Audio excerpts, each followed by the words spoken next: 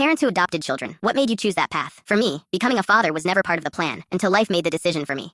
Everything changed on an ordinary Tuesday when I got a call about David. We'd worked together for years and were good friends. We grabbed beers, talked sports, and shared the occasional laugh. But I never imagined I'd be listed as the guardian of his 12-year-old daughter, Sophie. He'd never mentioned it, and honestly, I had no clue if I was ready for something that big. The day Sophie arrived at my apartment was painfully awkward. She stood in the doorway, clutching her backpack, staring at the floor without saying a word. For nearly 3 weeks, nothing changed. No conversations, no eye contact, just silence. That wasn't exactly easy for me either. I was a software engineer who liked routines, personal space, and a life without emotional responsibilities. I tried everything I could think of. Pizza nights, art supplies, anything that might help her open up. Nothing worked. Then one night around 2 a.m., I heard quiet crying coming from her room. When I looked inside, Sophie was sitting on her bed holding a photo album. She was trying to stay quiet, but her grief was impossible to hide. I didn't know what to say, so I simply sat beside her and stayed there until sunrise. It didn't fix everything, but it was the first crack in the wall between us. School wasn't any easier. On her first day back, Sophie suffered a severe panic attack in front of everyone. The school called me, and before I even thought about it, I left work immediately. For the next 2 weeks, I spent hours sitting in the school parking lot so she'd know someone was always waiting for her. My boss warned me it could cost me a promotion. For the first time in my life, I didn't care. When Sophie's birthday came around, I thought I'd planned the perfect day. Cake, presents, and a quiet dinner. But when things didn't go as expected, she finally spoke. In a soft voice, she told me her dad used to take her stargazing. That meant driving hours away from the city to a dark sky reserve,